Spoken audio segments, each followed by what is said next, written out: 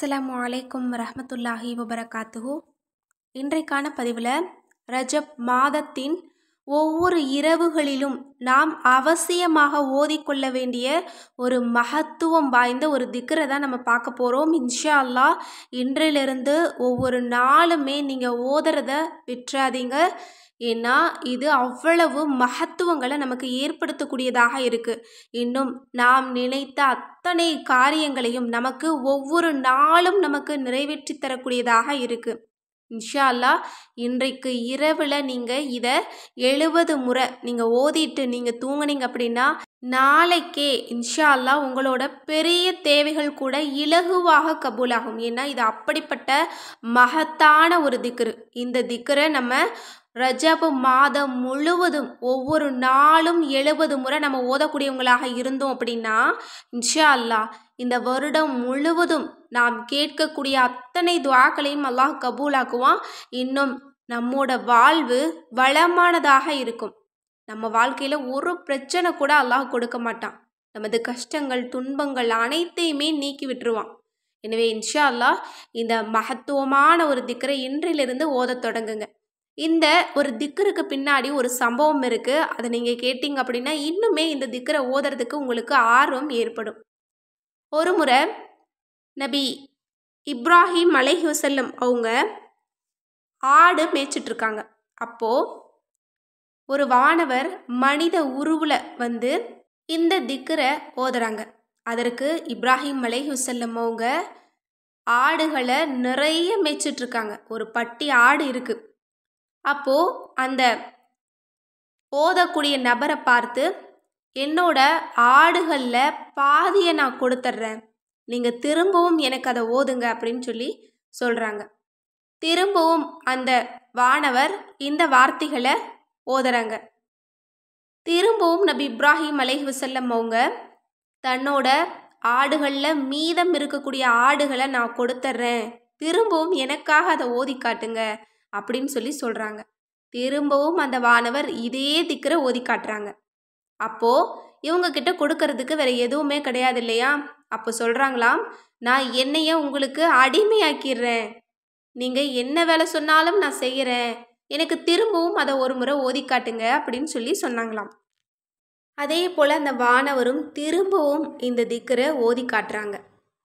அப்படி அந்த வானவர் ஓதிய அந்த சிறந்த திக்ரு தான் இந்த திக்ரு. அதுதான் சுப்பூஹுன் குத்தூசுன் ரப்புல் மலாய்கதி வர்ரூஹு. துதிக்கப்பட்டோனே தூயோனே எங்கள் இறைவனே, அவன் வானவர்களுக்கும் ஆன்மாக்களுக்கும் இறைவனாக இருக்கின்றான். இந்த திக்ரை தான் அந்த வானவர் ஓதியிருக்காங்க.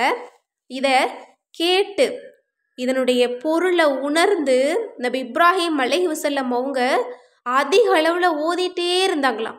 இந்த திக்ரை திரும்ப திரும்ப ஓதிக்கிட்டே இருந்தாங்களாம். ஏன்னா இதனுடைய பொருள் அவ்வளவு பிடிச்சிருக்கு. இதை ஓதுறத கேட்குறதே அவங்க ரொம்ப இனிமையாக பார்த்தாங்களாம்.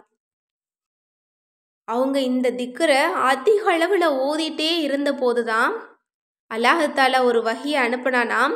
ஒரு வானவர் மூலமாக, அல்லாஹ் உங்களை தன்னோட நண்பனாக ஆக்கிட்டான் அப்படிங்கிற நற்செய்தியை அல்லாஹ் உங்களுக்கு தெரியப்படுத்தியிருக்கான் அப்படின்னு. எவ்வளோ ஒரு சிறந்த ஒரு விஷயம் பாருங்கள். அன்றையிலிருந்து தான் நபி இப்ராஹிம் அலைஹிவஸல்லம் அவங்களுக்கு கலீல் அப்படிங்கிற பட்டத்தை அல்லாஹ் கொடுத்துருக்குறான். அதாவது அல்லாஹினுடைய நண்பன் அப்படிங்கிற பட்டம்.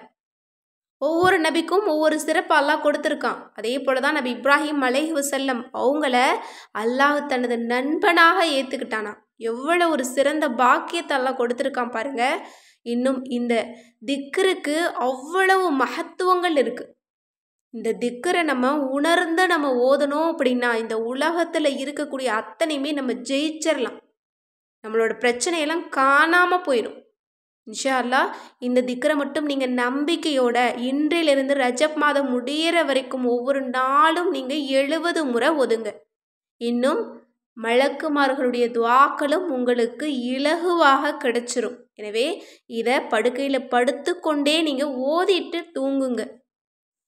இன்ஷா அல்லாஹ் நாளைக்கே உங்களது அத்தனை தேவைகளையும் அல்லாஹ் கபூலாக்கிடுவான். இதை நீங்கள் கண்கூடாக பார்க்க முடியும். இந்த ஒரு மாதத்திலேயே நிறைய ஆச்சரியங்களை நிறைய அதிசயங்களை அல்லாஹ் உங்களுக்கு நிகழ்த்துவான். அந்த அதிசயங்களை பார்க்கணுன்னு நீங்கள் ஆசைப்பட்டீங்க அப்படின்னா இந்த மாதம் முழுவதும் இந்த திக்கரை ஒவ்வொரு நாளும் 70 முறை படுக்கையில் படுத்துக்கொண்டே கூட ஓதிட்டே இருங்க. இன்ஷா அல்லாஹ் ஒழு இல்லாமல் கூட நீங்கள் இதை ஓதலாம். பீரியட்ஸ் டயத்தில் கூட நீங்கள் தாராளமாக ஓதலாம். எனவே இன்ஷா அல்லாஹ் இந்த மகத்தான ஒரு திக்கரை நாம் அனைவருமே இந்த ரஜப் மாதத்தில் ஓதக்கூடிய நிர்பாகியத்தை அல்லாஹ் நம் அனைவருக்குமே தந்தருள்வானாக. ஆமீன் என்று கூறி இந்த பதிவை நிறைவு செய்கிறேன். அஸ்ஸலாமு அலைக்கும் வரஹ்மத்துல்லாஹி வபரகாத்துஹு.